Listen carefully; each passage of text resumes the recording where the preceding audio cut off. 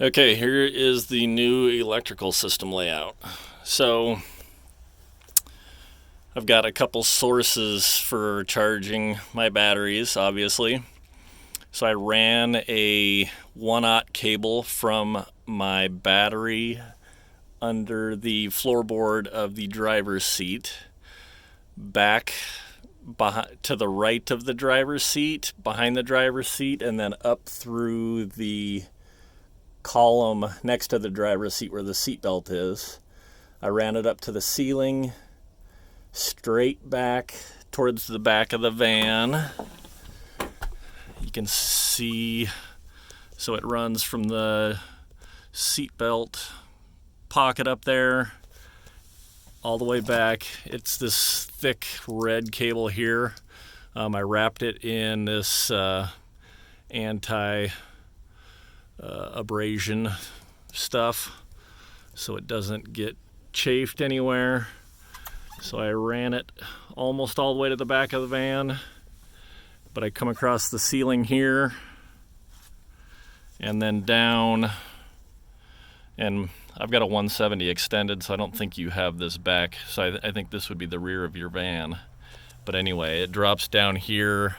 Again, not a very wide space for that wire to go through. When I pulled it through and it came out, a lot of this abrasion stuff was kind of scratched up. So there is some sharp metal in there. I hope that doesn't cause me any problems down the road.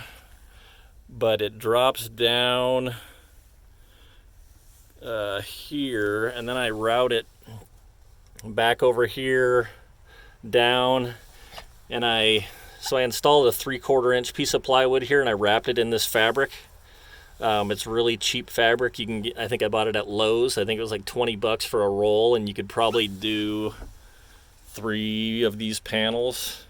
I used to have just a piece of plywood back here, but it anytime you screwed in something and then pulled and then changed it, not that I hopefully will have to change too much down the road, but I just thought it looked crappy. This stuff's kind of cool.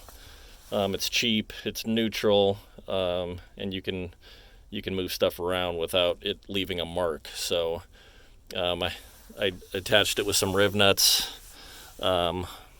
This inverter is pretty heavy, so I hope that holds. I think I've got like 6 or 7 riv nuts in there.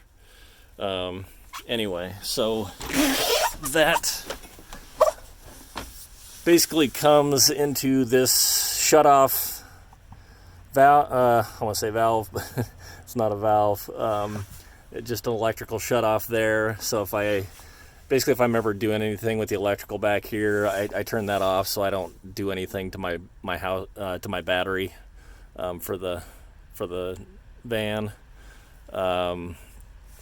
So from the shutoff, it goes into a breaker here, a 70 amp breaker, and then I go into this Renogy DC to DC controller. So I bought that thinking I was going to have both my solar and my alternator power coming through that, but this thing isn't quite powerful enough to do as much solar that I wanted to do.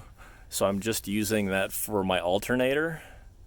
So then from there, so it comes in here, comes back out here, and that goes to the battery to charge the battery.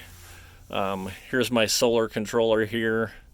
So I got the solar wires coming in, those red wires. One of those is actually a negative wire, but I didn't have any black wire, so I just used red wire for both.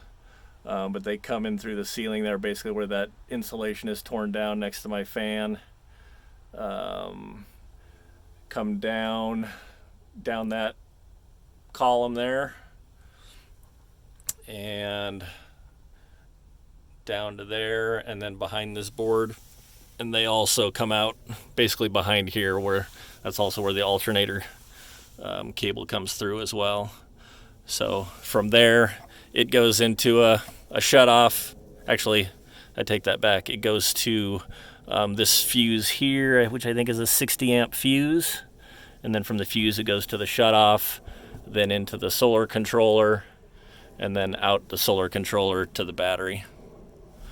So I put a couple terminal blocks. So this is my ground terminal box.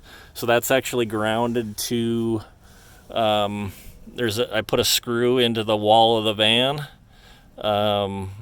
I think it's adequate enough. It seemed to work. Like, that's how I had it before, and it seemed to work okay.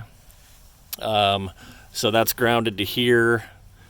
And then there's a wire that goes, so a negative wire from the battery here goes into the shunt, and then the shunt is connected to this terminal block here.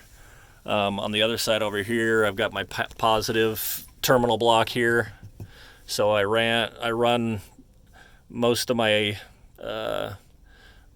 positive wires into that, with the exception of my points of charging. So my solar goes directly to the battery, and my alternator also goes directly to the battery. I don't know if that makes a difference or not, if I could have ran those into the terminal block or not, but I decided just to connect those directly to the battery. Here I have a couple fuses for my inverter. So out from the inverter it goes into here. So I've got one 20 amp circuit and one 15 amp circuit. So that's for AC power. I don't have anything connected to that yet. I did have one connection. Actually, I guess maybe it is still connected. That goes to an outlet in front of right there on top of our refrigerator, basically for the kitchen. I think that's a 20 amp circuit, and then I'm gonna run. I'll probably put an AC plug back here as well, and I don't know where else, if anywhere beyond that. I don't have a lot of AC powered stuff. Most of it's DC. So from my terminal blocks also, so I have two of these distribution panels here. So this is what all your stuff, like, your refrigerator, your water pump, all that stuff plugs into there with the appropriate fuse. I've actually got one over on the other side too. I'm going to redo. This is basically where the hot water is.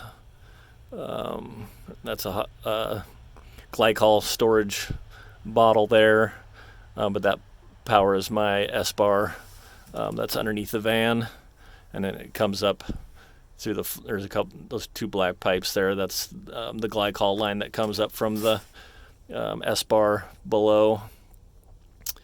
So my S-bar is a hydronic. I think yours is just the air.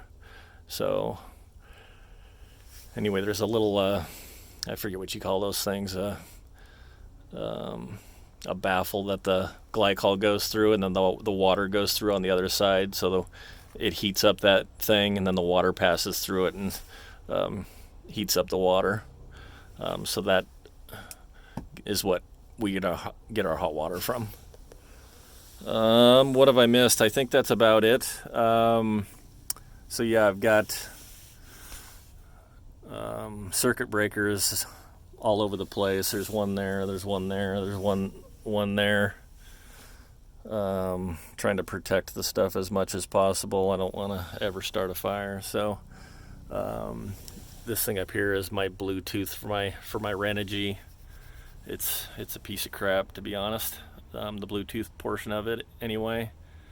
This thing seems to work pretty well for charging the batteries with the alternator. I think it takes about 30 minutes for my two 100 amp hours batteries to be charged when we're driving.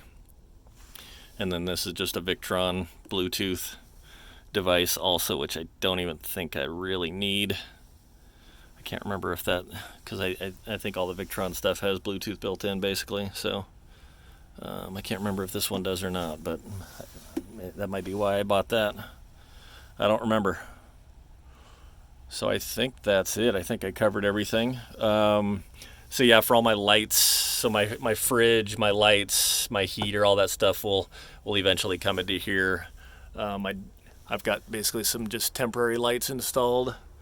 And then my switches are up by the slider. So anyway, let me know if you have any questions.